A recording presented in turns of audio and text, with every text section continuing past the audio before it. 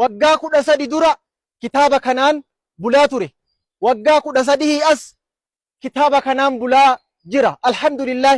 Dubbiin akkuma isin dhageettan kana. Alhamdulillah rabbiin kiyya waggaa 13 islaamummaa naa kenne. Abbaa fi haadha kiyya keessa maatilee kiyya hunda keessa filatee rabbiin islaamummaa naa kenne. Ashhadu an laa ilaaha illallah wa ashhadu anna muhammadan abduhu wa rasuluhu jechuudhaan amantii kiristaanummaa keessaa islaamummaa qeebalee jechuudha. Alhamdulillah. Yeroo ani akkana jedhu ammoo namoonni baay'een maal naan jedhani silati maa kanuma haasaa oolta si qofatu islaama ta'e namoota kumaatamatu islaama ta'e ammallee islaama ta'aa jira maa kanuma guddistee haasaa ooltan kuni waan guddaadha naan jedhan. Siif waan xiqqaa ta'uu danda'a anaaf waan guddaadha. Maaliif jennaan kalee amantii kiristaanaa keessatti waan dhabe beeka. Hadha amantii islaamaa keessatti waan argadhe beeka. Kalee amantii kiristaanaa keessatti bakka ture beeka. Hadha amantii islaamummaa keessatti bakka jiru beeka.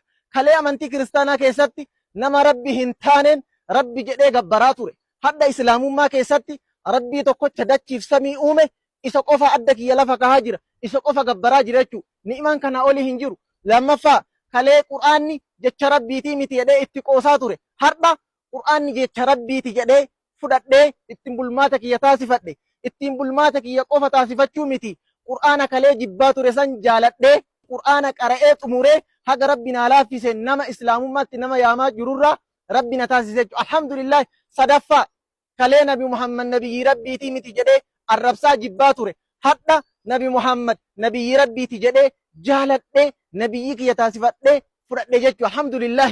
Afraffaa kaleessa amantii kiristaanaa keessatti osoo du'ee warra azaaba seenanirraa ta'a. Hadha islaamummaa keessatti yoo du'e warra jannata rabbi seenanirraa ta'a inshaallah. Namni laa ilaaha illallah jedhe osoo badiyyuu qabaate azaaba keessatti gubatee nafu waan ta'eef.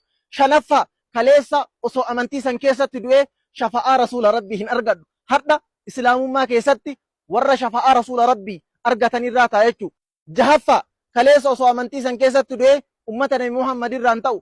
Hadda islaamummaa keessatti as dhufuudhaan ummata nabi Muhammad caaltuu ummatoota irraa ta'e jechuudha. Alhamdulillah. Ni'imaa guddaa rabbiin irra oole. Kaleessa dukkana keessa ture. Hadda ifnana keessa jira. Kaleessa karaa jallataa irra ture. Hadda karaa qajeelaa irra jira jechuudha. Na gammachiisa. Kaleessa waan dhabe beeka. Hadda waan argadhe beeka waan ta'eef islaamummaa rabbiin naa kenne. Rabbiin islaamummaa nama ofii jaalatuuf qofa kenna. Dunyaa nama ofii jaalatuufillee nama ofii hin jaalanneefillee hin kennaa jechuudha. Ani hadhallee borullee muslima ittiin boona muslima ta'uu kiyya. Alhamdulillah.